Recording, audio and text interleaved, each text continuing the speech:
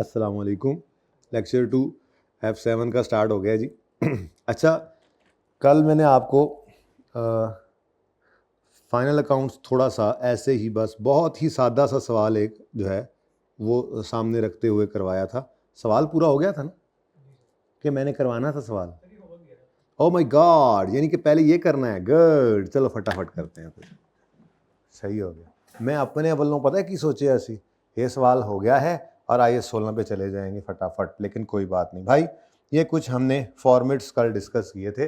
IFRS 18 आ चुका है, IS 1 को रिप्लेस कर चुका है आप लोगों के सिलेबस के अंदर, लेकिन उसमें क्या चेंज है ये बिल्कुल ऐसे ही आपको नहीं पता चलेगा जैसे आपको ये नहीं पता होता था कि IS 1 भी कोई चीज़ है और आप एक फॉर्मेट के तहत इनकम स्टेटमेंट बैलेंस शीट बना रहे होते थे। ऐसे ही आप एक फॉर्मेट के तहत income statement balance sheet, cash flow, चीनी कुटी वगैरह बनाते रहेंगे और IFRS 18 का फॉर्मेट ही वो चल रहा होगा, ठीक है ना। बहरहाल अगर कहेंगे स्पेसिफिकली तो चेंज है तो बता दूंगा कहाँ कहाँ चेंज आया, बल ज़रूरत नहीं। तो ये मोरलेस फॉर्मेट हमारा था ही ऐसा पहले से ही, जिसको लेकर हम चलते थे। बस इसके अंदर थोड़ा सा सुर्खी पाउडर लगा देंगे, एक आधी ब्रेक लगा के एक आधी हेडिंग दे लेंगे तो ये IFRS 18 का ही फॉर्मेट बन जाएगा। फिलहाल आप इससे कता नज़र इसको देखें। एक सवाल इसलिए करवाना ज़रूरी समझ रहा हूँ, फाइनल अकाउंट्स नहीं करवा रहा। फाइनल अकाउंट्स करवाने के लिए तो एक लंबी ही लिस्ट मैंने आपके सामने लिखी थी।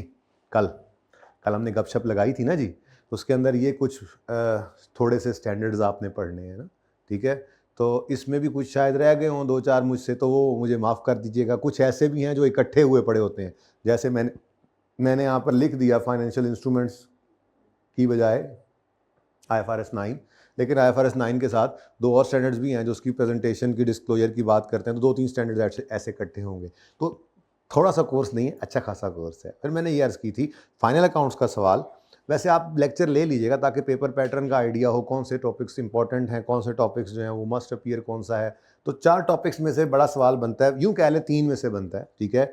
एक फाइनल अकाउंट, दूसरा कंसोलिडेशन, तीसरा रेशोज़ का सवाल लाजमी आता है और बाकी फाइनल अकाउंट्स या कंसोलिडेशन में से कोई एक सवाल पूछा करता है। 1 मिनट, ठीक है। अब कैश फ्लो स्टेटमेंट जो है वो फाइनल अकाउंट्स के अंदर एज आ पार्ट कोई एक्सट्रैक्ट बनवा लिया करता है, ये नॉर्मली इसका रूटीन चल रहा है। लेकिन फाइनल अकाउंट का सवाल जब पहुंचेंगे तब पहुंचेंगे, उस तक पहुंचने के लिए ज़रूरी है ये सारे स्टैंडर्ड्स पढ़े हों, मशहूर लाजमी। इन स्टैंडर्ड्स की तो 16 की, 38 की, 12 की, 23 की भी, कभी कभी 9 की, 15 की, 16 की एडजस्टमेंट्स तो लाजमी इसके अंदर हर सवाल में आई ही होती हैं। इसके अलावा भी ये सारे स्टैंडर्ड्स फाइनल अकाउंट्स में आ सकते हैं। तो फिर मैं क्यों फाइनल अकाउंट्स का सवाल कल करवा रहा था, जिसको आज मैं कंप्लीट करूंगा, उसकी वजह सिर्फ और सिर्फ ये है कि हमने जो भी टॉपिक पढ़ना है, मैंने जैसे कल अर्ज किया था, उसको हमने फाइनेंशियल स्टेटमेंट्स तक पहुंचाना है। तो हम साथ के साथ एक्सट्रैक्ट्स बना रहे होंगे, जिस वजह से फाइनल अकाउंट्स भी साथ साथ तैयार हो रहा होगा। उसके लिए ज़रूरी क्या है? ज़रूरी ये है कि आपको बेसिक फॉर्मेट पता हो इनकम स्टेटमेंट का और बैलेंस शीट का, ठीक है। As a topic final accounts इंशाल्लाह हम करेंगे एंड पे जाके। एंड तो नहीं होगा खैर, तकरीबन कोई 30-35 लेक्चर्स गुजरने के बाद। जी क्वेश्चन रेशियो का जो 20 मार्क्स का क्वेश्चन आता है जी, पूरी ही रेशियो होती है कि जैसे आपने बताया कि कैश फ्लो का क्वेश्चन आ जाएगा, एक्स्ट्रा कोई भी जी ये तो अब सवालों में जाकर देखेंगे इंशाल्लाह, ठीक है। आज पहला दिन है आपका, आज आखिरी दिन वाली बात हम क्यों करें। रेशियोज के चैप्टर में जाएंगे, रेशियोज कैलकुलेट करना सिखाऊंगा, इंटरप्रिटेशन सिखाऊंगा इंशाल्लाह। फिर जब हम प्रैक्टिस पे जाएंगे तो हम मुख्तलिफ सवाल देखेंगे। ज़रूरी नहीं है कि पूरा ही सवाल रेशियोज का हो, लेकिन नॉर्मली 20 नंबर में सिर्फ रेशियोज ही पूछता है, बाकी फनकारियाँ वो बाकी के 20 नंबर में लगा लिया करता है, ठीक है। बहरहाल जो मर्जी करता रहे, हमें इससे क्या, हमने या तो कुछ छोड़ के जाना हो, चॉइस का रवाज यहाँ पर मेरी क्लास में नहीं है, हम सब कुछ ही पढ़ के जाएंगे, तो जो मर्जी आए करता रहे वो, हमें उससे कोई सरोकार नहीं है। हम इंशाल्लाह तैयार होके जाएंगे, वो शॉर्ट क्वेश्चन पूछे, वो MCQ पूछे, वो बड़ा सवाल पूछे, हमारी बला से हमने तो सब कुछ ही तैयार करना है चीज़ों का, ठीक है इंशाल्लाह। भाई हैंड आउट है आप दोनों के पास? हैंड आउट्स हैं? हैंड आउट दे दें इनको जल्दी से 2। चलें जी, तो अब अर्ज़ ये कर रहा था, अब देखें ना आप लोग कल नहीं आए थे, आप तशरीफ़ आज ले आए हैं, तो अब थोड़ा सा मसला इसलिए हुआ, मुझे ब्रेक लगी रही। तो ये फॉर्मेट हमने बनाया था PNL के अंदर, ये मोटा मोटा फॉर्मेट हम पहले बना लिया करेंगे। मैंने कल ये अर्ज़ किया था सवाल करना है ट्राई, तो बच्चों ने घर पे सवाल ट्राई किया है, अब आप लोग आ गए हैं माशाल्लाह से हैं। अब कल अब कोई और 2 आ जाएंगे और इनमें से 2 गायब हो जाएंगे, हैं ऐसा नहीं करना प्लीज़, ठीक है। रेगुलर रहना है। जिस दिन आपने छुट्टी की वो दिन आपको समझ नहीं आना, पर्चे में तो इंशाल्लाह वो ज़रूर आना है। छुट्टी नहीं करनी। ओके ओके अच्छा जी, sale less cost of sale GP less operating expenses operating profit add other income PBIT less finance cost PBT less tax PAT और ओसीआई के अंदर एक आइटम आप पढ़ चुके हैं जिंदगी अपनी में रीवैल्यूएशन सरप्लस, एक आइटम हम यहां पढ़ेंगे फेयर वैल्यू रिजर्व आईएफआरएस 9 का आता है, जब आएगा तो देख लेंगे। बैलेंस शीट के अंदर एसेट्स में non current current, equity liability में इक्विटी का पोर्शन है, share capital retained earning revalue surplus, या आपने पढ़ी हुई है सारी चीजें, लेकिन फिर भी मैंने पढ़ानी है, मेरी अपनी तरतीब मेरा अपना फॉर्मेट सब कुछ सेम रखना है। तो अब कंसोलिडेशन भी आप पढ़ के आए, लेकिन मैंने उठाना बुनियाद से ही आप, ताकि हमारी क्लास के अंदर एक ही तरीके से सारे बच्चे सवाल को कर रहे हों। और कोशिश यही होती है मेरी कि कोई भी टॉपिक का कोई भी एक सवाल जैसे किया जाए बाकी सारे भी वैसे ही हों, ताकि बच्चे को ये बात ना पर्चे के अंदर कभी भी परेशानी वाली हो कि फाइनल अकाउंट का सवाल शुरू कैसे करना है पता ही नहीं चलता, कैश फ्लो का सवाल शुरू कहाँ से करते हैं पता ही नहीं चलता, नहीं ये आईएफआरएस 9 का सवाल शुरू कैसे करना है पता, ऐसे क्यों होगा? ऐसे कब होगा? जब फॉर्मेट एक नहीं रखेंगे, हर सवाल डिफरेंट तरीके से करेंगे, तो ऐसे नहीं होगा इंशाल्लाह, क्योंकि हमने हर सवाल एक ही तरतीब पे करना है। तो ये बैलेंस शीट का मोटा मोटा फॉर्मेट है। अब चेंज इन इक्विटी का क्लोजिंग बैलेंस यहाँ पर आया करता है, ये भी आपने बनानी सीखी हुई है, लेकिन ये भी हम बनाएंगे बड़ी तफसील से, ठीक है, क्योंकि ये फाइनल अकाउंट के सवाल में भी एज अ पार्ट आती है। IAS 8 भी जो है वो इसी के साथ मैंने आपको सिखाना है। तो चेंज इन इक्विटी का फॉर्मेट क्या है, ओपनिंग है, पैट रिटेन्ड अर्निंग में आता है, लाल गाड़ी में बैठ के, सारी बातें अब कल हो गई हैं, अब आज तशरीफ ले आए, आप मुंह उठा के बैठे हैं, मुंह तो रख के बैठे कम से कम, और रिवेंस सरप्लस जो है वो रिवेंस सरप्लस के कॉलम के अंदर आ जाएगा, ठीक है। एनीवेज ये मोटा मोटा फॉर्मेट है हमारा। अब इसी फॉर्मेट को मैं पहले अपने बोर्ड के ऊपर छापूंगा, आप अपने पर्चे के ऊपर अपने कंप्यूटर के ऊपर छाप लेंगे जब फाइनल अकाउंट्स का सवाल आएगा। फिगर्स नहीं लिखनी, लेकिन सवाल 2 दफ़ा पढ़ना है और फॉर्मेट बनाना है। इससे फ़ायदा ये होता है कि सवाल की सारी एडजस्टमेंट्स ना भी आती हों, 70-80% मार्क्स सवाल फिर भी दे के जाता है आपको, ठीक है। तो चलें शुरू करते हैं काम। सबसे पहले सवाल को एक नज़र मारते हैं। कोई काबिल ज़िक्र एडजस्टमेंट नहीं है, ज़रा भाई पॉज करें। अच्छा जी, सवाल में कोई एडजस्टमेंट नहीं है काबिल ज़िक्र। ये सवाल 2-2 सफ़े का 1.5 सफ़े का होता है, ठीक है। इसके अंदर जो है वो, हाँ बस हैंडआउट्स आ गए, ठीक। इसके अंदर जो है वो लंबी लंबी एडजस्टमेंट्स होती हैं। IFRS 15 की अपनी एडजस्टमेंट होगी, 9 की अपनी आ रही होगी, IAS 12 की एडजस्टमेंट आ रही होगी। तो फाइनल अकाउंट्स तो बाद में होगा, अभी सिर्फ आपको इनकम स्टेटमेंट बैलेंस शीट याद करवानी थी। अच्छा जी, ट्रायल बैलेंस है 31 दिसंबर 15 पर लैरी का, रुपीज़ के अंदर है जी, आप डॉलर्स के अंदर नहीं है, क्या कर सकते हैं। एडमिन चार्जेस आ रहे हैं, bank account, cash, payables, accumulated amortisation, patents की, पेटेंट किसे कहते हैं, ये क्या चीज़ होती है? IAS 38 पढ़ा हुआ है आप लोगों ने? IAS 38 पहले पढ़ा हुआ है भाई, IAS 38 पढ़ा हुआ है, थोड़ा बहुत, बस इतना ही पढ़ा होना है, बाकी तो मैंने पढ़ाना है। इतना पढ़ा होना चाहिए कि आपको पता हो कि इनटेंजिबल एसेट भी कोई बला होती है, ठीक है। This is just like tangible, बस टेंजिबल फिजिकल एग्जिस्टेंस वाले रिसोर्सेज हैं जो फ़ायदा दे रहे हैं बिजनेस को, और इनटेंजिबल की फिजिकल एग्जिस्टेंस नहीं होती, लेकिन वो भी ऐसे रिसोर्सेज हैं जिनसे बिजनेस को फ़ायदा हो रहा होता है, ठीक है। तो पेटेंट भी उन्हीं में से एक है, पेटेंट है, सॉफ्टवेयर है, कॉपीराइट्स वगैरह वगैरह, ये कुछ इंटेंजिबल एसेट्स होते हैं, ठीक है। तो इंटेंजिबल एसेट्स की amortisation, this is just like tangible assets की डेप्रिसिएशन। IAS 16 कर रहे हैं, IAS 38 भी करेंगे इंशाल्लाह, दोनों ही स्टैंडर्ड्स करने हैं हमने, ठीक है। Receivables ledger, distribution expense, PPE cost पे, और PPE की अकोमोडेशन ये ऊपर पड़ी हुई थी, ठीक है। उसके बाद इंटरेस्ट रिसीव्ड, क्या है ये? इंटरेस्ट रिसीव्ड इनकम है, बिल्कुल। इश्यूड शेयर कैपिटल, लोन, बिल्कुल इतना सिंपल सवाल था कि मैंने पिछली बार ना यहाँ पे इंटरेस्ट रेट भी लगाया था और डेट भी डाली थी, मैंने वो भी निकाल दी है। फाइनल अकाउंट्स में जाके फाइनल अकाउंट्स करेंगे इंशाल्लाह। लोन है सिर्फ, कोई इंटरेस्ट इसके ऊपर रेट ही नहीं है कि निकाल सकें, सादा सी बात है। लोन एक लाइबिलिटी है, बस उसके साथ एक एडजस्टमेंट जुड़ी हुई है, जाके पढ़ते हैं, कल पढ़ा था वैसे। फिर पेटेंट्स की कॉस्ट आ रही है, अक्यूमुलेटेड प्रॉफिट्स जिसको हम रिटेन्ड अर्निंग्स भी कहते हैं, ये नज़र आ रहा है। अब यहाँ पे आके मैं थोड़ा सा पॉज लेना पसंद करूँगा और आपसे एक सवाल पूछना जो है वो पसंद करूँगा।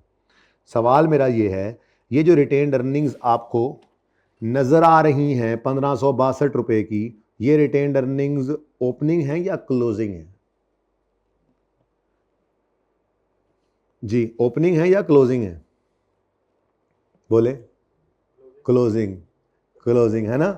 देखा ऐसे होता है धोखा, ऐसे धोखा दिया जाता है। इस डेट को आके मैंने दो इन्वर्टेड कॉमर्स लगाए और मैंने आपको धोखा दे लिया।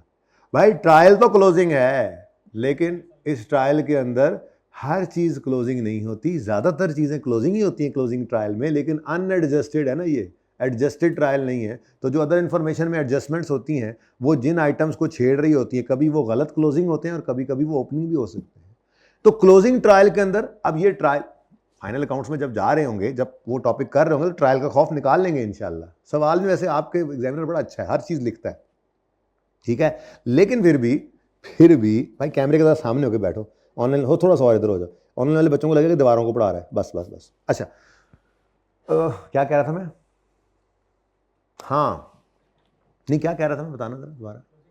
हाँ क्लोजिंग की बात कर रहा था, मैं कह रहा था क्लोजिंग ट्रायल के अंदर ज़्यादातर चीज़ें क्लोजिंग ही होती हैं, लेकिन कुछ चीज़ें ओपनिंग भी हो सकती हैं।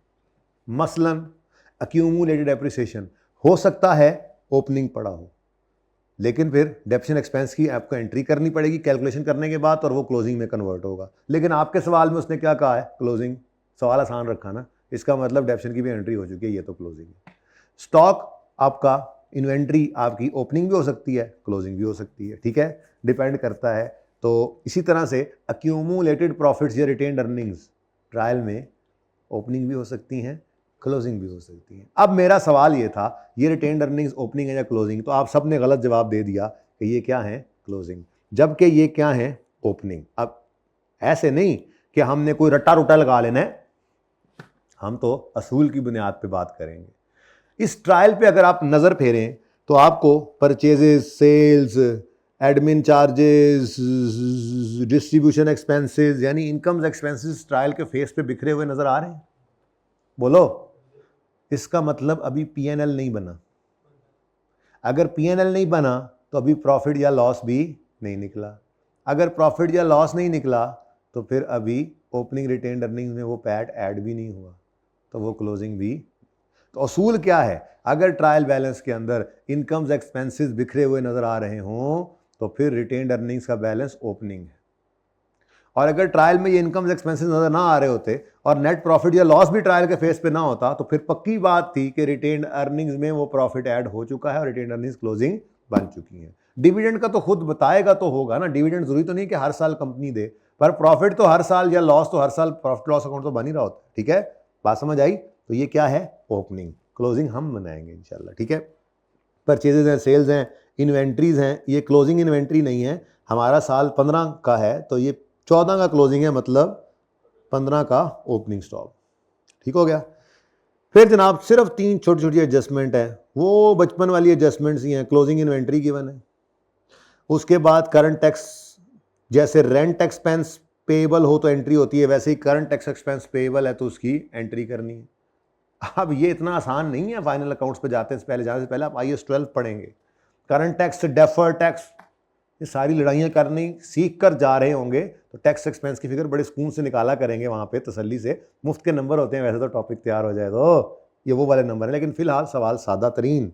बस यहाँ पे क्या लिखा गया कि लोन जो है, जो लोन नजर आ रहा है ऊपर, वो रीपेबल है 3 बराबर इंस्टॉलमेंट्स में। अब 31 दिसंबर 15 पर एक लोन 18 रुपए का रीपेबल है, तो ये सारा का सारा ही लायबिलिटी है, कोई अभी इसमें से पे नहीं हुआ।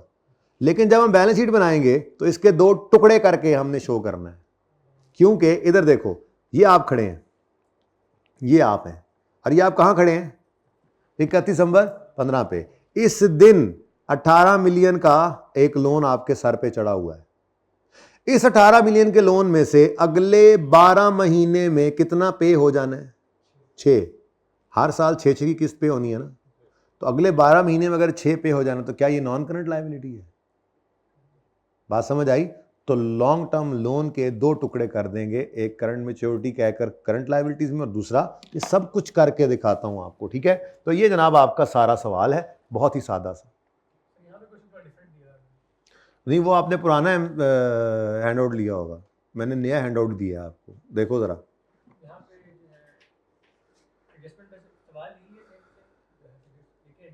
भाई जरा पॉज करें। अच्छा जी, अब तरतीब सबसे पहले फॉर्मेट बनाया करेंगे फाइनल अकाउंट के सवालों में, जब करेंगे भी, ठीक है, फॉर्मेट में बनाऊंगा आपके सामने। उसके बाद पहले एडजस्टमेंट्स करेंगे, एडजस्टमेंट्स खत्म हो जाएंगी तो एडजस्टमेंट्स ने ट्रायल के जिन आइटम्स को हिट किया होगा उनको टिक कर चुके होंगे। बाद में फिर सिर्फ क्या करना है, ट्रायल में बची हुई चीज़ें उठानी है और पेस्ट कर देनी है, मुफ्त के नंबर है, ठीक है। तो चलो एक आसान काम करके बाकी आसान काम शुरू करते हैं फिर इंशाल्लाह। है ही बहुत आसान, अकाउंटिंग का पर्चा सबसे आसान, F7 का पर्चा सबसे आसान है इंशाल्लाह। ये बच्चे आए थे अभी, आप इनसे पूछ लेना, गए हैं इनसे पूछ लेना सबसे आसान पर्चा कौन सा है, सबसे आसान पर्चा अकाउंटिंग। फिर F7, ओए होए होए होए, इतना आसान पर्चा है, इतना आसान, लेकिन पढ़ना पड़ेगा, काम करना पड़ेगा। कितने पेपर दे रहे हो इस दफ़ा, कितने पेपर दे रहे हो इस दफ़ा, कितने पेपर दे रहे हो इस दफ़ा? 2। ये 1-2 पेपर्स कुछ भी नहीं है, आपको कम से कम घर पे 3 घंटे इस F7 को देने हैं बस। टाइम भी थोड़ा है ना, ये कम से कम कह रहा हूँ, बाकी बस इंशाल्लाह एंजॉय करोगे आप, ठीक है।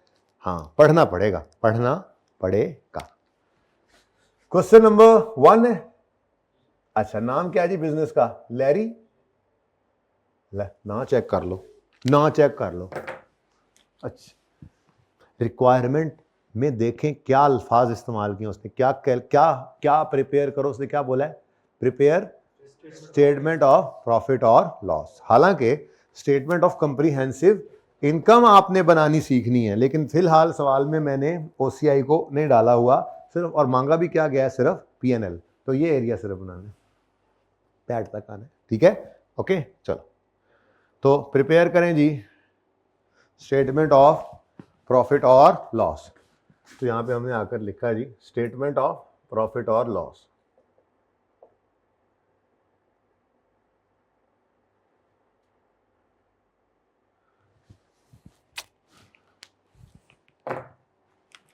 जी, स्टेटमेंट ऑफ प्रॉफिट और loss for the year ended, क्या है जी ईयर एंड? 31 दिसंबर, ऐसे पूरा लिखना है 2024। 24 ही है ना, क्या है? 15 कर दो, सॉरी जी। आप ये देखो पर्चे में ना बेटा ये फॉर्मेट यूज करना है, ओके। चलो फिलहाल तो मैं तो शॉर्ट कर लूँगा, मेरा तो पर्चा पास है ना जी। 31 दिसंबर 2015, ओके। अच्छा, अब देखो सवाल पढ़ के आया हूँ मैं, सवाल पढ़ना है, लेकिन PNL के फेस के ऊपर ना आपको ये आइटम्स लिख लेने चाहिए, क्योंकि इनके अंदर इससे ज़्यादा एडिशनल आइटम्स आपने रखने नहीं, जो कुछ भी होगा वर्किंग में करेंगे। क्या मतलब? सेल्स, अगर कोई रिटर्न्स हैं, कोई डिस्काउंट्स हैं, कुछ भी है, कोई एडजस्टमेंट है, कोई वर्किंग करनी है, तो वो नोट्स में वर्किंग में करेंगे। PNL के फेस पे सेल को सिर्फ एक लाइन आइटम आप दे सकते हैं। फिर लेस क्या करेंगे? Cost of sales. अब मुझे पता है बचपन में आप कॉस्ट ऑफ सेल्स यहीं इसके फेस के ऊपर ही बना लिया करते थे, याद है? Opening stock plus purchases, directly attributable cost cost भी ऐड कर दी और क्लोजिंग स्टॉक माइनस किया और कॉस्ट ऑफ सेल आ गई, ठीक है। थोड़ा सा यूं हो गया बेटा, थोड़ा सा तंग तो नहीं हो रहे यार, माजरत है, थोड़ा और हो ना फिर इधर मुड़िया। अच्छा ठीक है भाई, जरा 1 मिनट जरा पॉज करिएगा। अच्छा जी, कॉस्ट ऑफ सेल्स आप बचपन में क्या करते थे? बचपन में कॉस्ट ऑफ सेल फेस पर ही इनकम स्टेटमेंट की बना देते थे, opening plus purchase less closing. अब बड़े हो गए हैं आप, अब आपको PNL के फेस के ऊपर कॉस्ट ऑफ सेल को सिर्फ एक लाइन आइटम देने की इजाजत है। तो बस जो भी है वर्किंग शर्किंग सारी, मैन्युफैक्चरिंग अकाउंट बनाया हुआ है आपने कहीं कॉस्ट अकाउंटिंग के पर्चे पुर्चे में? कहीं पे कोई मैन्युफैक्चरिंग कंसर्न हो तो उसकी नहीं, चलो कोई बात नहीं, मैं तो वैसे पूछ रहा था कि इवन वो भी बनाना होगा तो वो भी वर्किंग में नोट में आएगा। कॉस्ट ऑफ सेल सिर्फ एक ही लाइन आइटम के तौर पे आ सकता है प्रॉफिट और लॉस अकाउंट के अंदर, ठीक है। अच्छा, इन दोनों का डिफरेंस क्या बनता है? Gross profit. ग्रॉस प्रॉफिट के बाद आपने लेस करना है एडमिन एक्सपेंसेस, लेस करना है आपने सेलिंग डिस्ट्रीब्यूशन, कह लें सेलिंग एंड डिस्ट्रीब्यूशन। इसने क्या अल्फाज लिखे हुए हैं? डिस्ट्रीब्यूशन लिखा हुआ था ना, और बोलो ट्रायल में डिस्ट्रीब्यूशन, गूंगे थे नहीं हो? Distribution expenses, selling distribution expenses हो गए, इनको कहा जाता है ऑपरेटिंग एक्सपेंसेस। अच्छा, इसके अलावा भी कोई ऑपरेटिंग एक्सपेंसेस हो सकते हैं, ठीक है, वो ऑपरेटिंग एक्सपेंस क्या मतलब, मसलन आपका हेड ऑफिस का जनरेटर था, आपने वो बेचा, आपको उसके ऊपर लॉस ऑन गेन, ये डिस्पोजल सीखा हुआ है ना, वैसे मैंने सिखाना है, आज करेंगे इंशाल्लाह। फिर भी कुछ पहले पढ़ा हो, बस मैंने तो दोबारा बताना है कि पढ़ा हुआ है, लेकिन पढ़ा हुआ तो है ना, ठीक है। तो डिस्पोजल फिक्स एसेट को करें तो गेन भी आ सकता है, लॉस भी आ सकता है, ठीक है। तो अगर आपको लॉस आए तो वो डिस्पोजल का लॉस कहाँ लेके जाएं भाई, कॉस्ट ऑफ सेल में तो नहीं लेके जाना। अच्छा, सेलिंग और एडमिन में भी नहीं रखना, बल्कि एक एबनॉर्मल आइटम है, कभी कभार आता है, हमारा काम फिक्स एसेट बेचना तो नहीं है, हम तो ये मार्कर बनाकर बेच रहे थे फैक्ट्री में, तो वहां पर हमारा एक जनरेटर लगा हुआ था, खराब हो गया, हमने बेच दिया, कुछ लॉस आ गया, तो क्या है, other expense, other operating expenses भी कहते हैं इसको। कल फॉर्मेट में डाला हुआ था वैसे मैंने, आज के सवाल में कोई आइटम नहीं है ऐसा, आज के सवाल में ऐसा तो ना भी लिखें तो चलेगा, लिख दिया खाली छोड़ दें तो भी चलेगा, ठीक है। अदर ऑपरेटिंग एक्सपेंसेस, तो जब ये तीनों माइनस हो जाएंगे तो हम पहुंच जाएंगे प्रॉफिट फ्रॉम ऑपरेशंस या ऑपरेटिंग प्रॉफिट पर, ठीक है जी। अब इसमें आपने ऐड कर देनी है अदर इनकम। असल में चलो पूरा कर लो फिर बताता हूँ IFRS 18 ने क्या किया है, वो हम वैसे भी तकरीबन इसी तरतीब से चल रहे होते थे, तो वही काम बन गया अपना थे, ठीक है। एनीवेज, अदर इनकम ऐड हो गई तो आपके पास ये इन्वेस्टमेंट इनकम आ जाती है और इस तरह से डिफरेंट, ठीक है। तो आप पहुंच गए profit before interest and tax, जिसको प्यार से PBIT भी आप कह देते होते हैं। इसमें से आपने लेस कर देनी है फाइनेंस कॉस्ट, इंटरेस्ट वगैरह, तो आप पहुंच जाएंगे profit after tax, profit before tax, ठीक है जी। उसके बाद एक ही चीज रह गई, वो है टैक्स एक्सपेंस। तो टैक्स एक्सपेंस जो कि IAS 12 पढ़ने के बाद ये भी एक वर्किंग में हुआ करेगा, करंट टैक्स अलग, डेफर टैक्स अलग, लेकिन फिलहाल तो पहला दिन इब्तदाई इश्क है अभी तो, है जी। तो टैक्स एक्सपेंस और प्रॉफिट आफ्टर टैक्स। हाँ अभी सर मजा आ रहा है, और मजा पढ़ते रहोगे, मजा एंड तक आता रहेगा इस टॉपिक, इस पेपर के अंदर, यकीन करो। लेकिन पढ़ते रहो तब ना, जब लगता है ना बच्चे को यार मैं पास हो जाऊंगा, फौरन वैसा काम, रोज पढ़ रहा था, अच्छा लग रहा था, यूं महसूस हो रहा था कि यार शायद पास हो जाऊं अच्छे नंबरों से, फौरन वो काम छोड़ देगा, कहीं पहली बार ही ना पास हो जाऊं, है ना। ऐसे करते हैं आप लोग नाहंजार। अच्छा जी, तो ये जनाब आपका फॉर्मेट बन गया। देखना ब्रेकर ठीक लग रही है ना, नहीं ऐप ब्रेक सही नहीं लगी। आपके पास तो लाइनें लगी होती हैं एक्सेल की शीट में ना, ये तो मेरे मसाइल हैं। चलो जी, उसके बाद बैलेंस शीट। अब देखो मैंने कोई ट्रायल से फिगर उठाकर नहीं लिखी ना, लिखनी है बस ट्रायल बना लिया, ठीक है, और ये फॉर्मेट बना लिया, ठीक है। अच्छा अब जी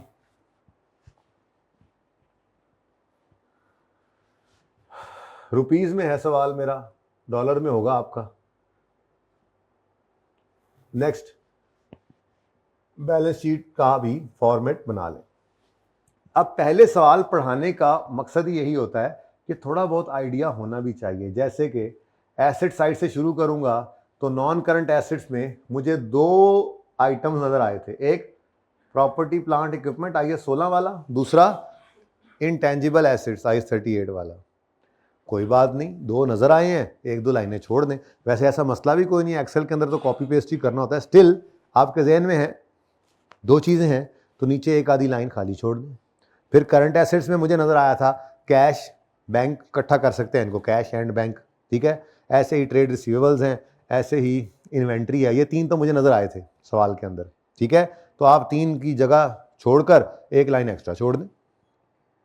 फिर शेयर कैपिटल, रिटेन्ड अर्निंग्स, ये दो नजर आए थे। रीवैल्यूएशन सवाल में है नहीं, IFRS 9 अभी पढ़ा नहीं इसलिए फेयर वैल्यू रिजर्व है नहीं, ठीक है। डेफर टैक्स अभी पढ़ा नहीं, डेफर टैक्स लाइबिलिटी एसिड ये तो है नहीं, ठीक है ना, सुकून है अभी तो फिर ये एक दो तीन आइटम्स लिखते जाओ, बाकी लाइनें छोड़ते चले जाओ। तो लैरी की स्टेटमेंट ऑफ फाइनेंशियल पोजीशन भी बना देते हैं जी हम, statement of financial position.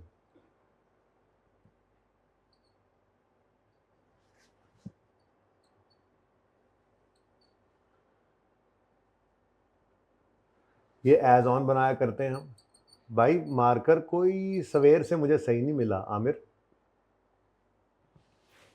Ink की भरनी होती है मेरे ख्याल से, तो ऐसा कोई बड़ा मसला है जी। आसिम भाई कौन है? ये आसिम भाई को तजर्बा ही नहीं है ना मेरे मार्कर्स का, इससे तो एजाज चेक कर ले, आप चेक कर लिया करो खुद, कोई मार्कर में ना इंक भरवा दो, ये ओके नहीं है, ठीक है।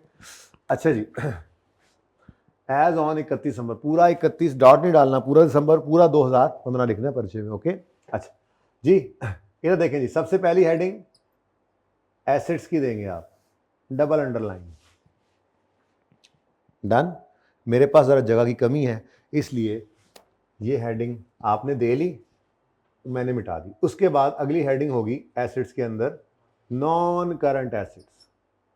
ये इसलिए मैं एक्सट्रैक्ट्स बनवा रहा हूँ कि जब पीपीई IS 16 कराऊंगा, IS 38 कराऊंगा, बायोलॉजिकल एसेट IS 41 कराऊंगा, इन्वेस्टमेंट प्रॉपर्टी, पता होगा आपको कि ये नॉन करंट एसेट्स हैं, तो मैं जब एक्सट्रैक्ट्स बनाऊंगा तो फिर उसमें ये टेंशन नहीं होगी, बैलेंस शीट इधर लिखा करेंगे एक्सट्रैक्ट, और नीचे आपको पता होगा ये करंट एसेट है, ये नॉन करंट एसेट है, ये कहाँ जाना है, इनकम स्टेटमेंट में इनकम है, एक्सपेंस है, ये कहाँ जाना है, ठीक है भाई। मार्कर्स में इंक भरवाओ यार, मेरे हिसाब से मार्कर सही नहीं है, पाउच में कोई काम का मार्कर एक भी नहीं है, ठीक है, जरा वो इंक सही करके भरा करो इसमें।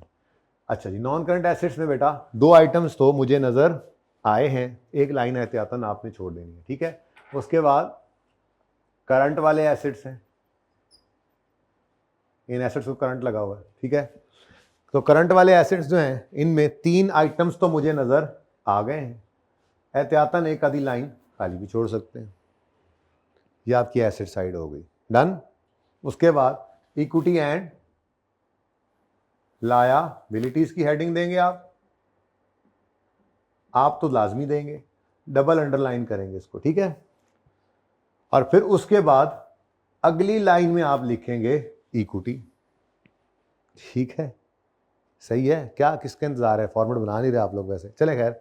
इक्विटी लिखा, इक्विटी एंड लायबिलिटीज की हेडिंग के बाद इक्विटी लिखा।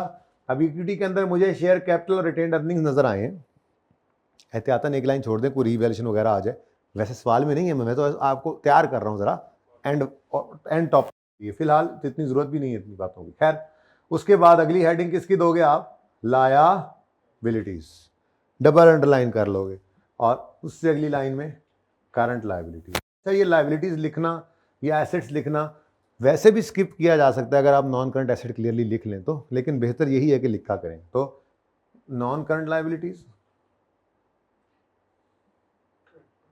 और करंट लायबिलिटीज,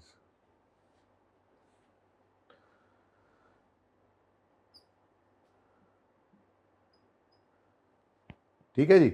अभी मैंने बस ये फॉर्मेट बना लिया, कोई एडजस्टमेंट नहीं की, कोई फिगर सवाल से उठाकर नहीं लिखी, जस्ट सवाल को पढ़ा था और ये फॉर्मेट मैंने बनाकर अपने पास महफूज कर लिया, रुपीज इन मिलियन। अब यहाँ पे बच्चों दो तरह की अप्रोचेज होती हैं फाइनल अकाउंट का सवाल करने की। एक अप्रोच ये होती है कि आप ट्रायल को पढ़ें और एडजस्टमेंट को पढ़ें, फिर जाकर पहले ट्रायल सारा पोस्ट करें साथ साथ, तो सारा सवाल बार बार पढ़ना पड़ता है। मेरी अप्रोच थोड़ी डिफरेंट है, मैं ये करता हूँ कि एडजस्टमेंट से सवाल शुरू करता हूँ, एडजस्टमेंट्स में जो ट्रायल की फिगर हिट हो रही है उसको उठा लिया, ठीक है, उसका ट्रीटमेंट भी कर लिया, उसको टिक भी कर लिया, और जब सारी एडजस्टमेंट्स खत्म हो जाएं तो ट्रायल में जो अनटिक्ड चीज़ें होती हैं बस वो आपके लिए मुफ्त के नंबर हैं, उठा कर लिखते चले जाते हैं। किसके मार्कर हैं भाई? ये तो चले है पाउच पूरा। चलो, ये ना तजर्बे चल रहे हैं मेरे पे इस वक्त। चलो अच्छा जी, अब ट्रायल तो सामने है, लेकिन हम शुरू करेंगे एडजस्टमेंट्स। अब मुझे बताओ, पहली एडजस्टमेंट में क्या लिखा हुआ है? क्लोजिंग इन्वेंट्री 127 मिलियन की है। क्लोजिंग इन्वेंट्री कहाँ जाया करती थी? हैं? कोई देखो, एक मेरी बात सुनो, यहाँ पे कॉन्फिडेंस से बोलना है, क्योंकि यहाँ पर बोलने से फेल नहीं हो जाना। मैक्सिमम क्या होगा, गलत होगा, थोड़ा बहुत बेइज्जत कर दूंगा, कोई मसला नहीं, खैर है, घर दी गल है होते, तो 1-2 दिन में हो जाओगे कंफर्टेबल। भाई गलत बता दिया करो, बोला तो करो, पर्चे में कहां से एतमाद लाओगे? डर के बैठे हैं, पता नहीं गलत ना हो जाए। क्या हो जाएगा? गलत हो जाएगा तो क्लास में बैठे हो, बोलो स्टॉक, क्लोजिंग स्टॉक कहां जाया करता था? करंट एसेट में। क्लोजिंग इन्वेंट्री कहां जाती थी? करंट एसेट में। ठीक है, बस और तो कहीं नहीं नजर आएगी।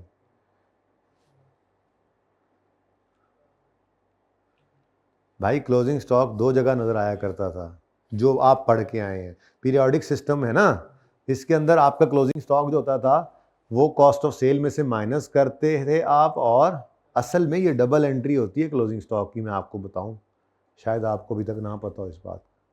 पीरियोडिक सिस्टम के अंदर आप क्या करते हैं?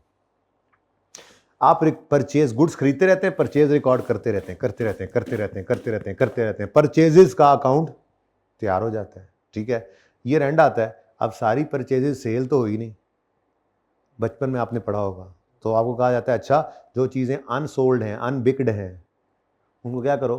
परचेजेस में से माइनस करो, जाके एसेट्स में स्टॉक को लिख लो।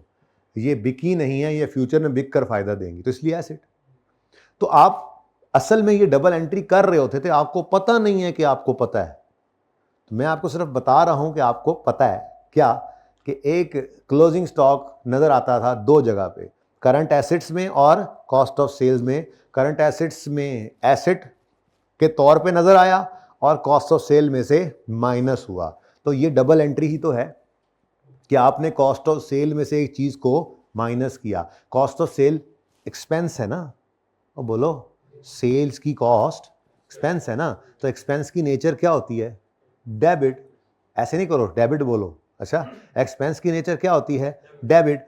और डेबिट नेचर की चीज में से कोई चीज माइनस करो तो क्या हो रही है? वो कम हो रही है, तो क्रेडिट। इसका मतलब closing stock cost of sale में से क्रेडिट हुआ करता था, और एक एसेट आप बनाते थे इससे। तो एसेट जब बनता है, एसेट बढ़ता है, तो एसेट डेबिट होता है। तो ये दरअसल डबल एंट्री थी, डबल एंट्री थी, stock debit, cost of cell credit. लेकिन छोड़ो, क्या करना, ना पहले कभी किसी ने बताया, ना अब जरूरत है आपको इसको सोचने की भी, क्योंकि आपको बस ये पता है, इतना तो याद होगा, उस्तादों ने ये बताया होगा शुरू में कि ट्रायल में नजर आने वाली हर चीज क्योंकि डबल एंट्री से होकर गुजरी होती है, तो इसका सिंगल इंपैक्ट आएगा, जबकि एडजस्टमेंट जो होती है उसका डबल इंपैक्ट, डबल एंट्री की जाती है। लेक्चर 2 नहीं है आज हमारा, मैंने 2 ही लिखा है ना, है? मुझे लगा मैंने लेक्चर 3 लिख दी है। उफ, अच्छा वापस आए। ठीक है, तो क्या कह रहा था मैं? हाँ, मैंने नहीं कहा, मैंने तो ये कहा ही नहीं, मैंने तो कहा आप सुनकर ये आए हैं बचपन से, और ये बात सही भी है कि ट्रायल में रहने वाली हर चीज जो है उसका सिंगल इंपैक्ट है। और एडिशनल इंफॉर्मेशन में अगर कोई एडजस्टिंग एंट्री करनी पड़े, एडजस्टमेंट हो, तो उसकी एंट्री डबल एंट्री होगी।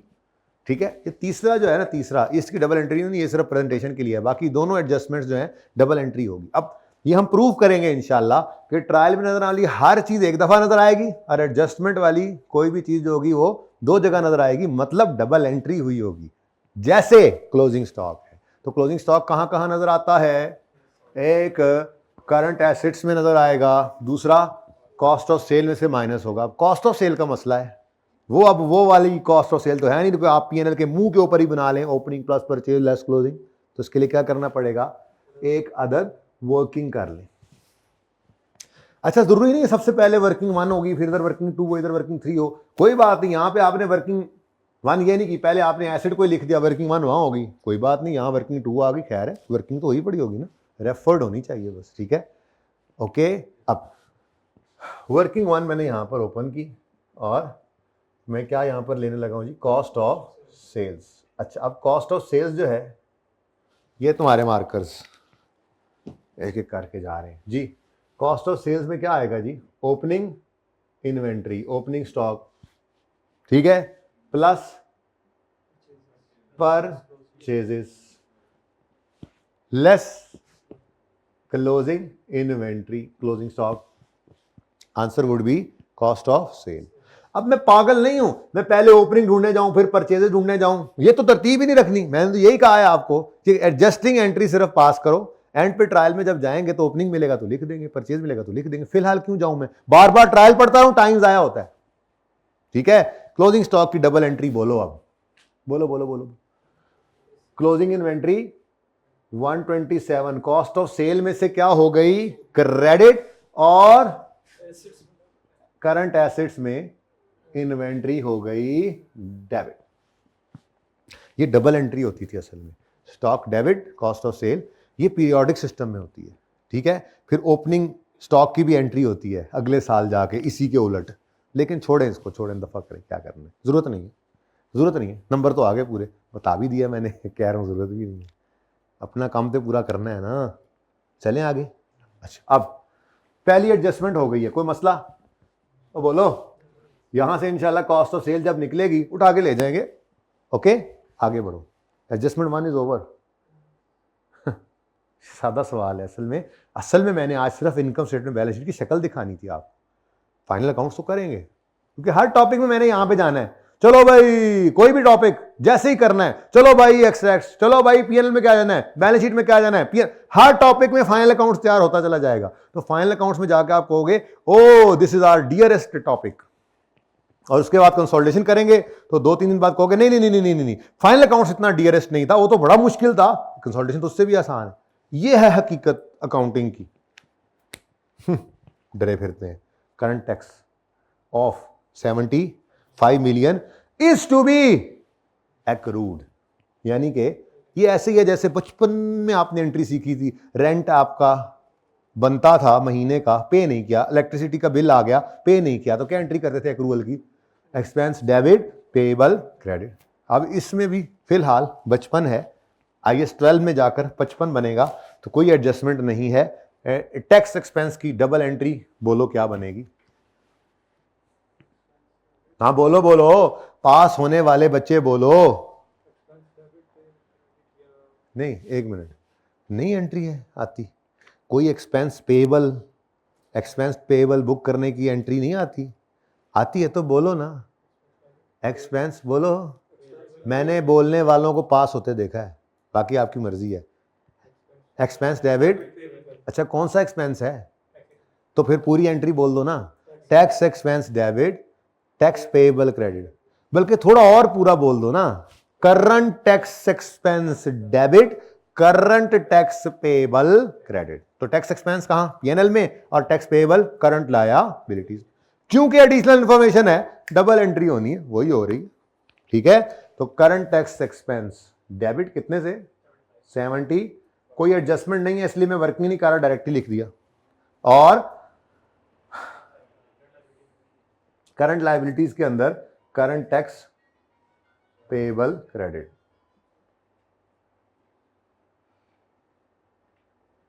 $75।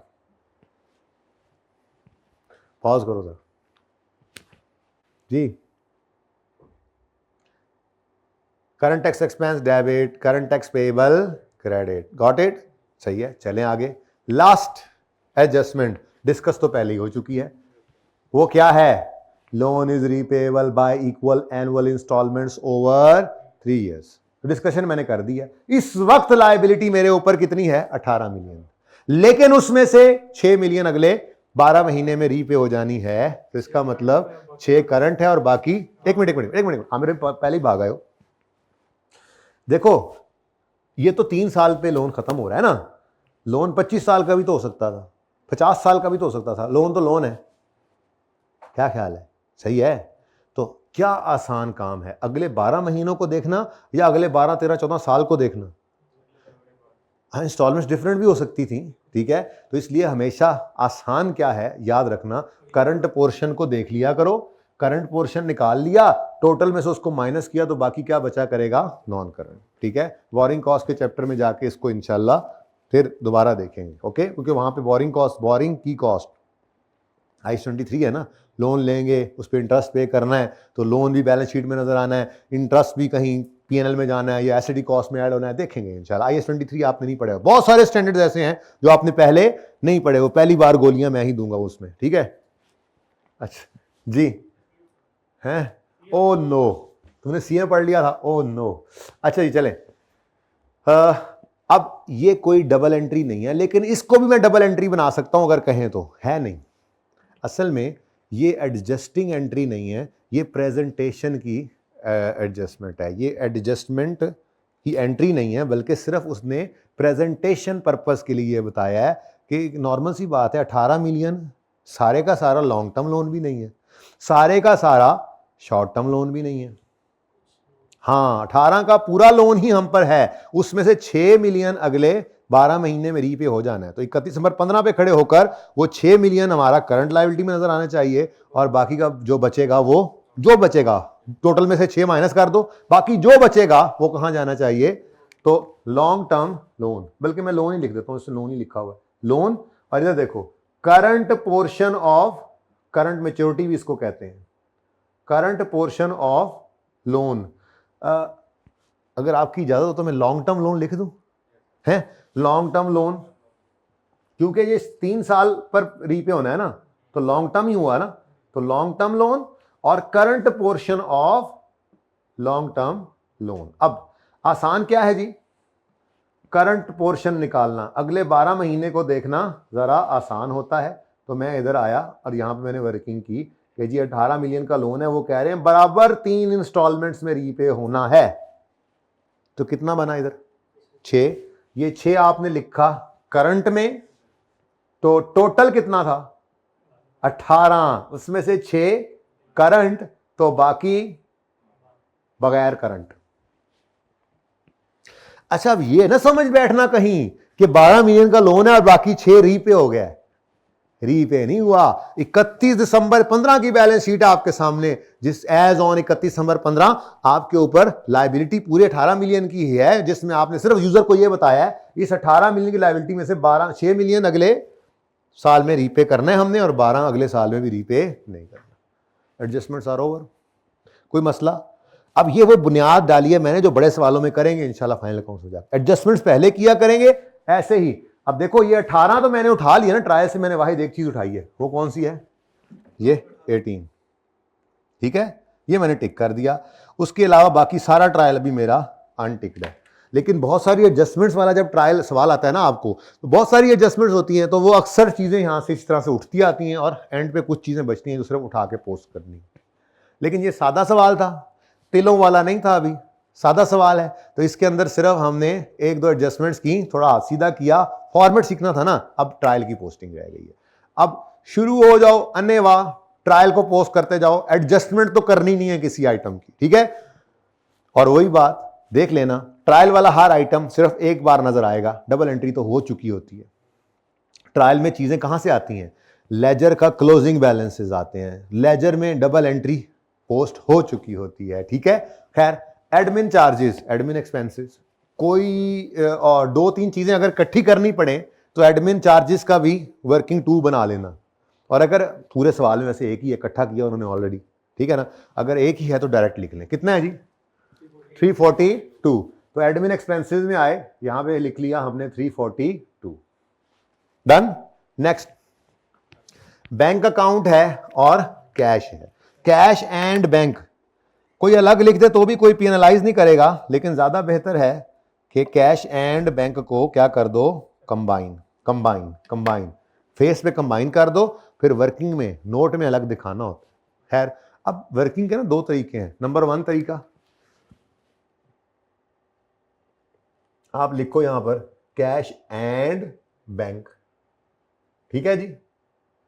तो पहले क्या लिखोगे, कैश लिखा हुआ है, बैंक में लिखा वहां पे पहले, वैसे जो मर्जी पहले लिख लो, मैं जरा तरतीब ना खराब करूं आपके सवाल की। 89 और कैश कितना है 2, एक तो ये तरीका है।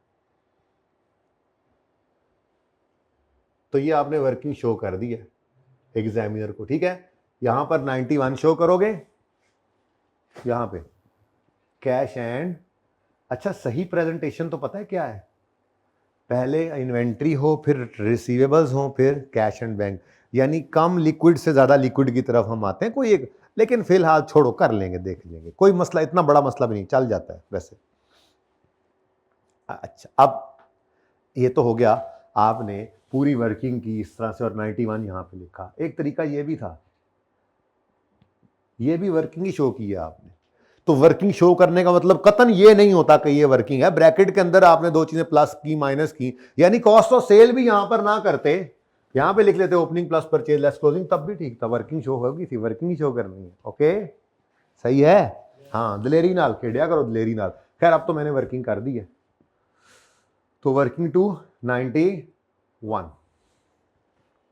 ठीक है, नेक्स्ट नेक्स्ट क्या आ रहा है जी, पेबल्स लेजर है, तो payables ledger, payables ledger creditor को कहते हैं, ट्रेड पेबल्स, ठीक है।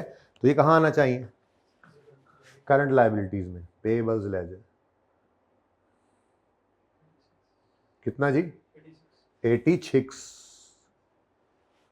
नेक्स्ट नेक्स्ट, ओ अमोर्टाइजेशन हो या डेप्रीसिएशन हो, अक्यूमुलेटेड अमोर्टाइजेशन हो या अक्यूमुलेटेड डेप्रीसिएशन हो, ये दोनों किस नेचर के अकाउंट है,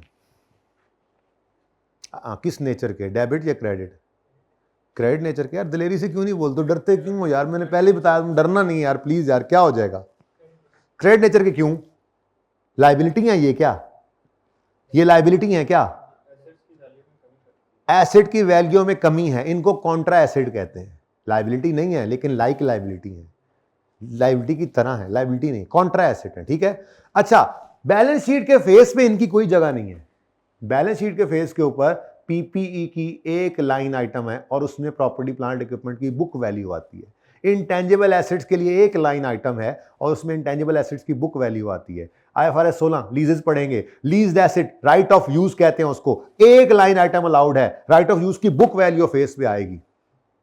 बायोलॉजिकल एसिड एक लाइन आइटम है, बुक वैल्यू, वो बुक वैल्यू फेयर वैल्यू जो भी होता है वो स्टैंडर्ड के हिसाब से देखेंगे। इन्वेस्टमेंट प्रॉपर्टी एक लाइन आइटम बैलेंस शीट के फेस पे अलाउड है, बुक वैल्यू शो करेंगे, बुक वैल्यू, कैरिंग अमाउंट कह सकते हैं, सारे नाम इसी के हैं। तो कैरिंग अमाउंट किसे कहते हैं, वो वैल्यू जिस पर कोई भी item, asset liability equity what ever is the thing balance sheet के फेस पे जिस फिगर पे नजर आ रही है उसको कहते हैं कैरिंग अमाउंट या कैरिंग वैल्यू, ठीक है ना। तो आपने कैरिंग वैल्यूज शो करनी होती। अब ये फेस पे तो कहीं नहीं जा सकते, लेकिन इन्होंने क्या होना होता है, नेट होना होता है, किससे, पीपीई की कॉस्ट है और इसकी अक्यूमुलेटेड डेप्रिसिएशन, दोनों को नेट करना है। फिर इनटांगिबल किधर गया, इनटांगिबल ये पड़ा है, पेटेंट की ये कॉस्ट है और ये इसकी अक्यूमुलेटेड डेप्रिसिएशन, ठीक है। तो वही जैसे कैश एंड बैंक मैंने आपको इकट्ठा करके दिया, ब्रैकेट में भी कर सकते हो आप इनको नेट, आप इनके लिए वर्किंग भी ओपन कर सकते हो, ठीक है। वर्किंग इसलिए ओपन कर रहा हूं कि सवाल के अंदर एक से ज्यादा भी तो पीपीई अलग अलग आ सकते थे, प्लांट लिखा हुआ है, मशीनरी लिखी हुई है, इक्विपमेंट लिखा हुआ है, तो फेस पे तो सिर्फ पीपीई ने आना है, तो वर्किंग करने की आदत होनी चाहिए आपको, ठीक है। छोटी सी वर्किंग यहाँ पे ओपन किया आपने, वर्किंग नंबर 3, उसकी हेडिंग प्रॉपर्टी प्लांट इक्विपमेंट पूरा लिखना है, पर्चे में तो वर्किंग में बेशक पीपीई लिख दें, फेस के ऊपर प्रॉपर्टी प्लांट इक्विपमेंट हम पूरा लिखेंगे इंशाल्लाह, ठीक है ना, सही है। अब यहाँ पे आपको क्या नजर आ रहा है जी, प्रॉपर्टी प्लांट इक्विपमेंट ये नाम लिखा हुआ कॉस्ट पर, तो पीपीई की कॉस्ट कितनी कॉस्ट है, 2830। अच्छा इसमें से क्या करना है हमने, लेस ना, डेप्शन नहीं, अक्यूमुलेटेड डेप्रीसिएशन, लेकिन वो अक्यूमुलेशन कौन सी होनी चाहिए, क्लोजिंग, जिसमें से माइनस हो। अगर सवाल में ओपनिंग दी होती ना अक्यूमुलेशन, तो डेप्शन एक्सपेंस की एंट्री भी आपको करनी पड़ती, फिर वो अदर इंफॉर्मेशन में बताता depreciation rate is 10% which is to be charge वगैरह वगैरह, बचपन में सीख करते थे ना, तो डेप्शन की फिर डबल एंट्री होती। वो डबल एंट्री ऐसे होती, एक्सपेंस डेबिट और अक्यूमुलेटेड डेप्रीसिएशन क्रेडिट, वो ओपनिंग में प्लस करना पड़ता आपको डेप्शन एक्सपेंस, लेकिन सवाल है सादा शुरू वाला, और डेप्रीसिएशन की एंट्री भी हो चुकी है और डेप्शन एक्सपेंस डेबिट अक्यूमुलेशन क्रेडिट हो चुका है, तभी तो उसने साथ लिखा हुआ है, ये क्या है भाई, अक्यूमुलेटेड डेप्शन का बैलेंस क्लोजिंग बन ही नहीं सकता जब तक डेप्शन एक्सपेंस की एंट्री ना हुई हो इस साल की, एंट्री तो हो चुकी। अब अगला सवाल पैदा होता है, डेप्शन एक्सपेंस फिर कहां पड़ा हुआ है, डेबिट साइड पे नजर नहीं आ रहा, कहां पड़ा हुआ है बताओ। हाँ अगर एंट्री हो चुकी है तो डेबिट साइड पे डेप्शन एक्सपेंस नजर आना चाहिए, कहां है, कहां है, कहां है, कहां नहीं है, कहां नहीं है, कहां है मैं पूछ रहा हूं, फिर डर गए हैं। डेबिट साइड में होना चाहिए ना एक्सपेंस, अगर डबल एंट्री हुई है तो कहाँ है? ये तो क्लोजिंग अक्यूमुलेटेड डेप्शन है ना, डेप्शन एक्सपेंस कहाँ है? अभी करते हैं सवाल इंशाल्लाह।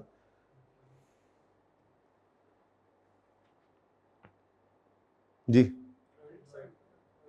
नहीं, एक्सपेंसेस में उसने इकट्ठे किए हुए हैं तो इन्हीं में ही छुपा पड़ा होगा। आपको रेंट भी तो नज़र नहीं आ रहा, सैलरी भी तो नज़र आ रही, इंश्योरेंस नज़र आ रही है, इतने ढेर सारे खर्चे होते हैं, कहीं नज़र आ रहे हैं? असल में उसने एडमिन डिपार्टमेंट से रिलेटेड सारे खर्चे एडमिन चार्जेस में इकट्ठे कर दिए हैं, और सेलिंग डिपार्टमेंट के सारे खर्चे सेलिंग में, डिस्ट्रीब्यूशन में, जो भी डिस्ट्रीब्यूशन में इकट्ठे कर दिए हैं। तो अगर कोई एडमिन डिपार्टमेंट के एसेट्स की डेप्शन थी या अमोर्टाइजेशन थी या सेलिंग की थी, तो वो इन्हीं के अंदर ही छुपी पड़ी होगी, डबल एंट्री हो चुकी है, फेस पे इसलिए नज़र नहीं आ रहा, एक्सपेंसेस उसने पहले ही क्लब करके इकट्ठे किए हुए हैं। सैलरीज कहाँ है, रेंट एक्सपेंस कहाँ है? ठीक है ना, तो इकट्ठे हुए पड़े। खैर परेशान नहीं होना, मैंने कहा किसी के ज़हन में सवाल आ ना जाए, वैसे सवाल में आप ही पाना थोड़े दिमाग से, फिर जवाब दे देना होना, ठीक है ना। ये थोड़ा दिलेर हो जाओ, ये वो ऐसे ऊपर ऊपर से अकाउंटिंग नहीं करके गुजरना आपने, मैं बता रहा हूँ, ठीक है ना। हाँ, अकाउंटिंग के अंदर से गुजर के जाना है आपने।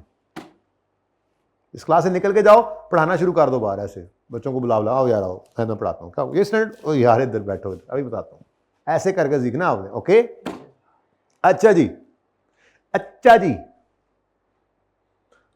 तो ओपनिंग है तो मौजे मारो, 918 ऑलरेडी ये क्लोजिंग बन चुका हुआ है। यहां पे तो क्लोजिंग ना आता, opening plus depreciation is equal to closing, तो ये क्लोजिंग ही है, ठीक है।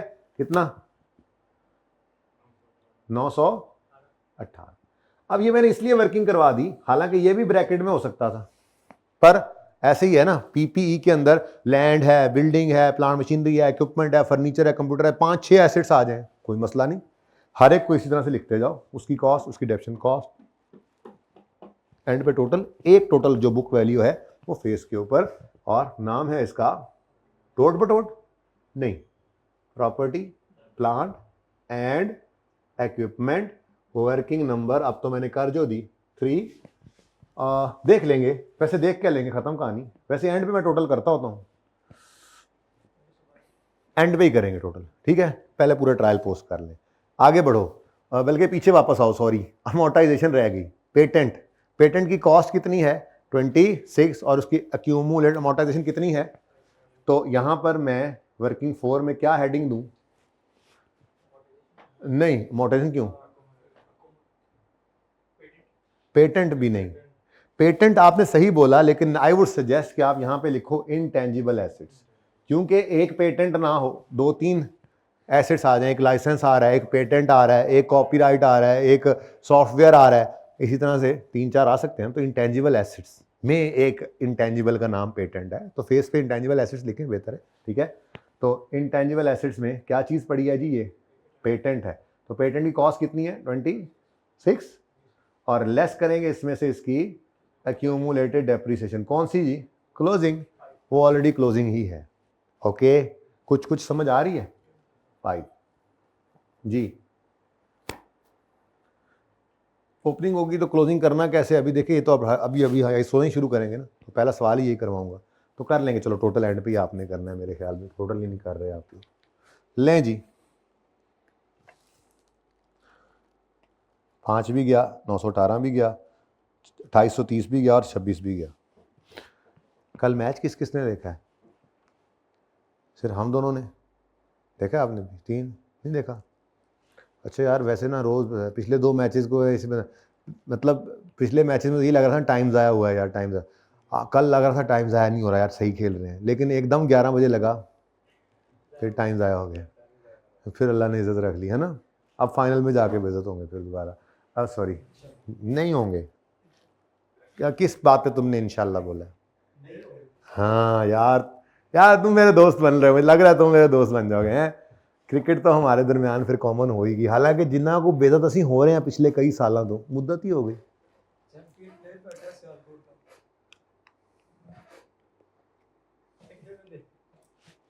कहाँ बैठा है कौन भाई? सच्ची तो मुझे लग गई है। चलो भाई, अगला आइटम देखो, थक गया हूँ मैं, अब बैठ गया हूँ ज़रा। सारी तरतीब से चले आ रहे थे। ये रिसीवेबल लेजर बैलेंस शीट के अंदर आएगा जी, करंट एसेट्स में रिसीवेबल्स, ठीक है, पेबल्स, रिसीवेबल्स कितना जी, प्लीज देख के बता दें, बड़ी मेहरबानी सर, आप खुद देखें ना, आप हमारा थोड़ा ही जिम्मा है, खुद देखें ना आप, हद होगी यार जी। डिस्ट्रीब्यूशन एक्सपेंस 175, कोई एडजस्टमेंट नहीं, कोई 2-3 चीजें ऐड नहीं होनी, सीधा ही लेके आओ, इसको भी लिख दो 175, ठीक है जी। नेक्स्ट पीपीई हो गया। इंटरेस्ट रिसीव्ड, ये तो इनकम है। अदर इनकम में अगर को 2-3 आइटम्स होती तो ठीक है, मैं उसकी भी वर्किंग कर लेता, लेकिन चूंकि अदर इनकम में भी सिर्फ एक ही आइटम आ रहा है तो इसको भी सीधा सीधा, कहीं पे शेयर्स खरीदे होंगे, इन्वेस्टमेंट की होगी तो उससे डिविडेंड वगैरह आ गया, या कहीं पे डिपॉजिट करवाया होगा तो इंटरेस्ट इनकम आ गई, ठीक है। तो ये इन्वेस्टमेंट इनकम ही होती है, ये डिविडेंड हो या इंटरेस्ट हो, पैसे इन्वेस्ट किए होते हैं, ठीक है ना। इन्वेस्टमेंट इनकम अदर इनकम में कितनी, 20 प्लस माइनस इनकम है,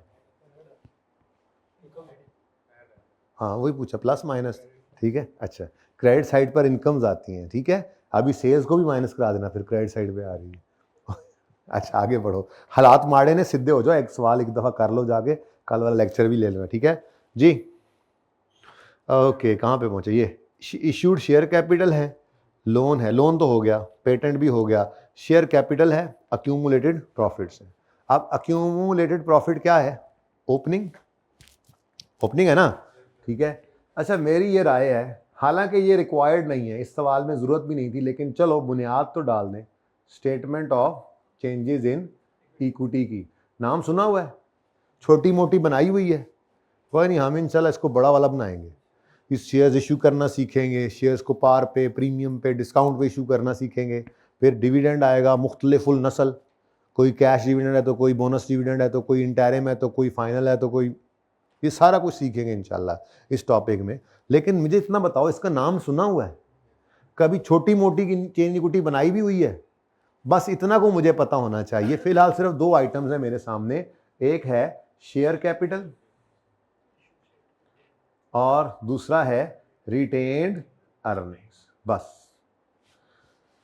तो ओपनिंग बैलेंस 1 जनवरी 15 पर होगा, फिर 15 वाले साल की चेंज इन इक्विटी है तो प्रॉफिट आफ्टर टैक्स ऑफ 2015 इसमें आएगा, कोई डिविडेंड होगा तो इसमें से माइनस होगा, सवाल में है नहीं ना, जब होगा तो देख लेंगे, ठीक है। कोई नया शेयर कैपिटल इशू होगा तो इसमें शेयर कैपिटल में ऐड होगा, और हम पहुंच जाएंगे क्लोजिंग पे। बनाना सीखेंगे इंशाल्लाह इसको बड़ी तफसील से, इंशाअल्लाह, अगर जिंदगी रह गई तो, नहीं तो फिर कोई ना कोई बनवा ही देगा। दुनिया का निज़ाम किसी के जाने से नहीं रुकता। अब ये ना कहना सर पर्चा ते पूरा पढ़ा के फिर ही मरना, अभी ये तो गारंटी कोई ना दे सकता। अच्छा जी, अब मेरा सवाल, शेयर कैपिटल 400 मिलियन ओपनिंग है या क्लोजिंग? अच्छा मिसाल के तौर पे आपने गलत बता दिया तो क्या होगा, मैं डांग काट मारनी? क्लोजिंग है, ओपनिंग है। इस बार आप दोनों ही सही हैं।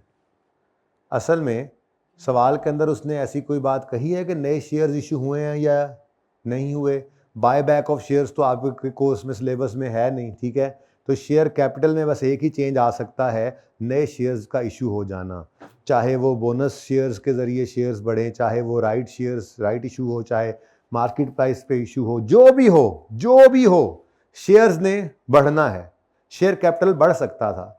तो ऐसी कोई इंफॉर्मेशन गिवन नहीं है, इसका मतलब ड्यूरिंग द ईयर कोई शेयर्स भी इशू नहीं हुए, या हुए भी हैं तो वो रिकॉर्डेड हैं, ठीक है। तो हम मजबूरी के दर्जे में फिर, हालांकि क्योंकि ये रिक्वायर्ड नहीं थी ना चेन इक्विटी, इसलिए उसने पूरी इंफॉर्मेशन दी नहीं इसके बारे में, तो मैं इसी को ही ओपनिंग भी कह देता हूँ, इसी को ही क्लोजिंग भी कह देता हूँ, यानी ये एज इट इज उठाकर लिखना था। लेकिन रिटेन्ड अर्निंग्स के बारे में तो आप बता सकते हैं, अब तो बता सकते हैं। आमिर भाई जरा इधर लाकर बताएं इनको, रिटेन्ड अर्निंग्स ओपनिंग है या क्लोजिंग है? रिटेन्ड अर्निंग्स ओपनिंग है 1562, तो 1562 ओपनिंग रिटेन्ड अर्निंग्स आ गई। अब इसमें ऐड करना है हमने प्रॉफिट आफ्टर टैक्स और लेस करेंगे हम डिविडेंड वगैरह, तो पहुंच जाएंगे हम क्लोजिंग रिटर्न। डिविडेंड है नहीं, प्रॉफिट आफ्टर टैक्स अभी निकला नहीं, वो कब निकलेगा? जब पीएनएल पूरा होगा। पीएनएल कब पूरा होगा? जब ये सारा माल असबाब उधर फेंकेंगे। आगे बढ़े अब, तो ये मैंने उठा लिए हैं दोनों बैलेंसेस। तो ये भी उठा लिया था, ये भी गया, ये भी हो गया, ये भी हो गया, ये भी हो गया। अब रह क्या गया? परचेजेज हैं, सेल्स हैं और ओपनिंग स्टॉक है। परचेजेज कहाँ नजर आएंगी? कितनी कितनी? 2524। अच्छा, अगर कोई कैरेज इनवर्ड होता तो यहीं पे ऐड कर देते, परचेज रिटर्न होती तो यहीं पे नेट कर देते, या वर्किंग बढ़ा लें, कोई मसला नहीं, ठीक है। हाँ, कैरेज आउटवर्ड जो होता है वो सेलिंग एक्सपेंस होता है, डिस्ट्रीब्यूशन एक्सपेंस। अच्छा चलें छोड़ें, परचेज हो गई। नेक्स्ट क्या है? सेल्स 330। आमिर भाई खलोते भी सौ लेंदे हो तुम जी। सेल्स है 3304। बस ये सवाल करके क्लास खत्म करेंगे। 3304। मैं तो कहता हूं कल वाली और आज वाली क्लास को ही लेक्चर 1 कर लेते हैं, क्या ख्याल है? पार्ट 1 पार्ट 2 अभी देखते हैं जरा, एंड वाला जो पोर्शन है ना उसको जरा साथ ही मिला लेंगे। चलो ठीक है, चलने दो, कल से देख लेंगे। ओके, तो लेक्चर कोई नहीं, पहले 2 लेक्चर निके करके ना बच्चे ने जरा थोड़ा फंसा लिए ना, है भाई फाजर गाँव थोड़ा थोड़ा पढ़ रहे हैं, उसके बाद फिर दे मारते 4.5 है। ऐसा ही है ना? ऐसा नहीं है, जितना आपको पढ़ा जाएगा एब्जॉर्ब होगा, मैं उतना ही पढ़ाता होता हूँ, ठीक है ना? ओके, फिर ब्रेक करके दोबारा पढ़ाता हूँ। अच्छा, सेल्स ओके। लाओ, रह गया ओपनिंग इन्वेंट्री 118, कहां जाएगा? ओपनिंग स्टॉक कितना? 118। ठीक है जी, अब तो सारा ट्रायल हो गया। अब ये टोटल्स करो, टोटल कॉस्ट ऑफ सेल का टोटल क्या आ रहा है क्लोजिंग? ये कॉस्ट ऑफ सेल कितनी आ रही है?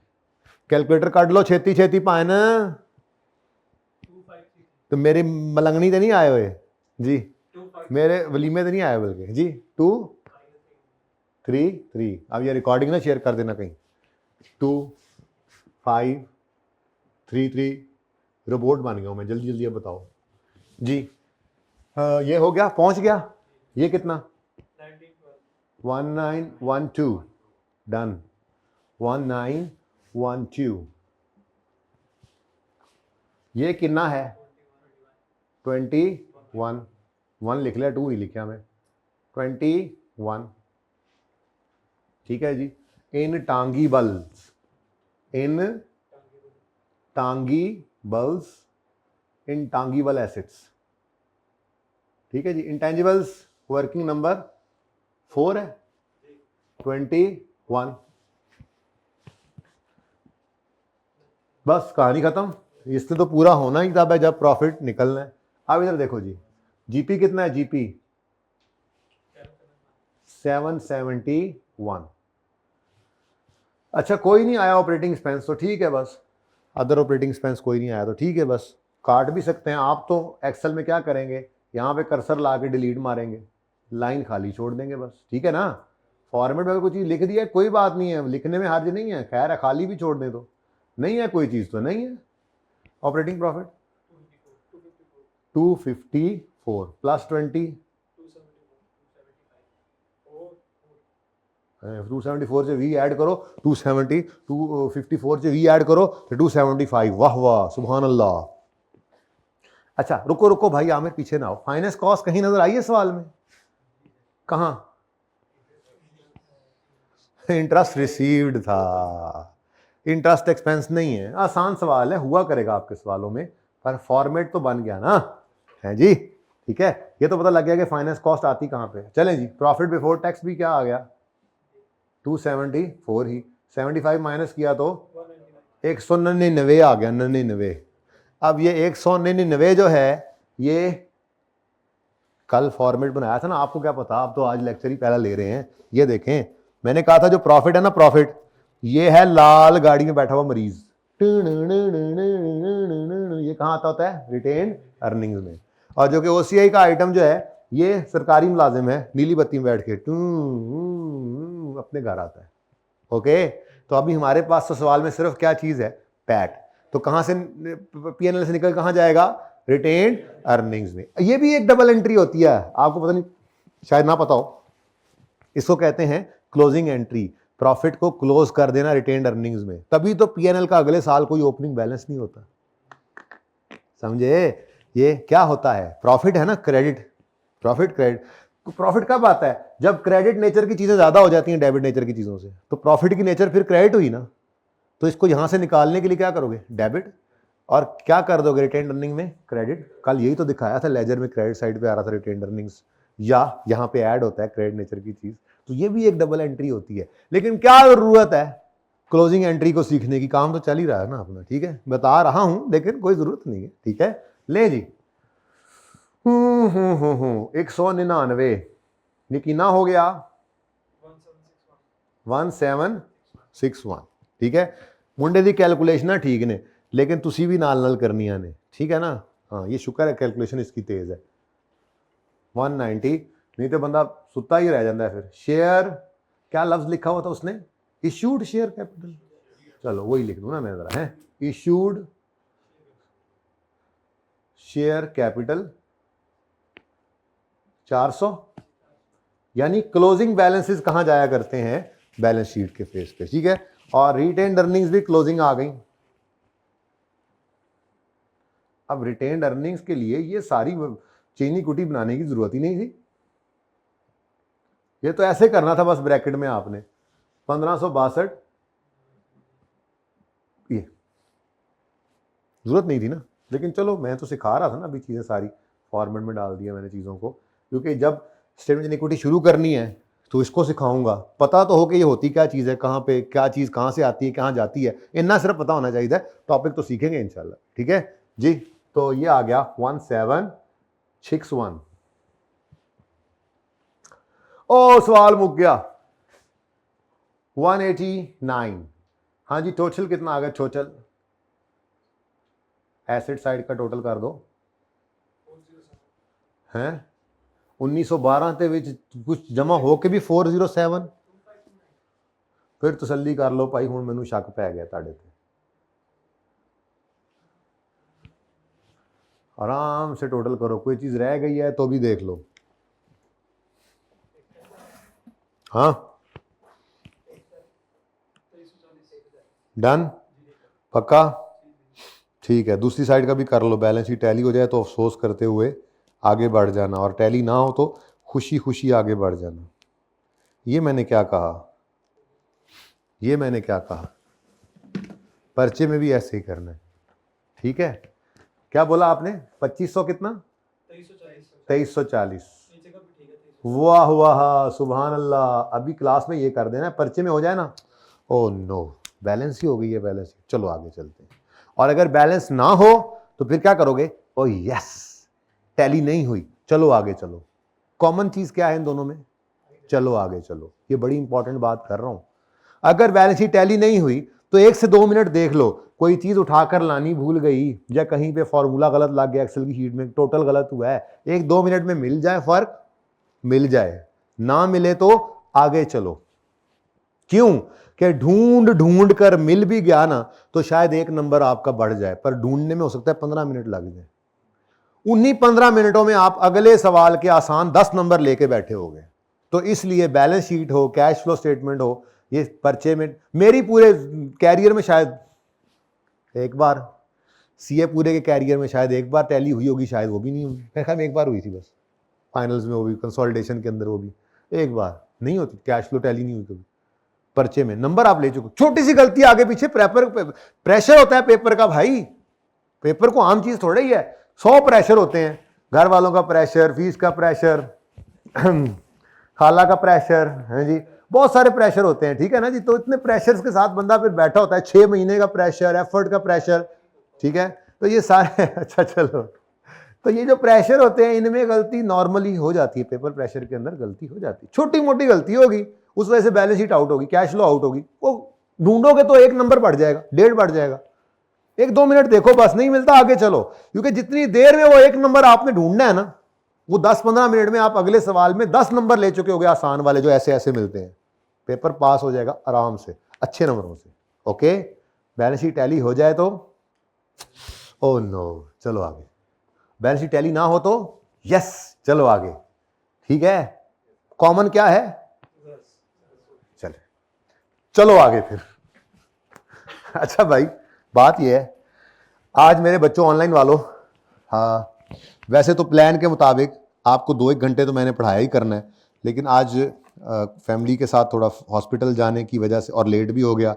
ये मेरे फिजिकल वाले मेरे प्यारे प्यारे बच्चे, मेरे फरमाबरदार नाफरमान मिक्स बच्चे काफ़ी देर मेरा वेट भी करते रहे, तो अब काफ़ी टाइम भी हो गया, इसलिए आज की क्लास में यहाँ पे एंड कर रहा हूँ। ठीक है, तो कल फिर IAS 16 से बात शुरू करेंगे और 3 दिन 4 दिन मेरा प्लान है, लेकिन मेरा प्लान ही होता है, प्लानर तो ऊपर बैठा हुआ है, आप लोगों के फीडबैक के हिसाब से स्पीड होती है क्लास की। ठीक है ना, तो बहरहाल कल IAS 16 स्टार्ट करेंगे, 3 से 4 दिन में कोशिश करनी इसको ख़त्म करने की, ना भी हुआ तो कोई बात नहीं, इंपॉर्टेंट बहुत ज़्यादा है, इसका अपना सवाल, इसके MCQs और इसकी एडजस्टमेंट IAS 16 की फाइनल अकाउंट्स के सवाल में लाजमी आने वाली चीज़ें हैं ये। ठीक है, तो इस पर टाइम भी लगता है। ठीक है, तो अगर ज़िंदगी रह गई तो कल होगी मुलाकात।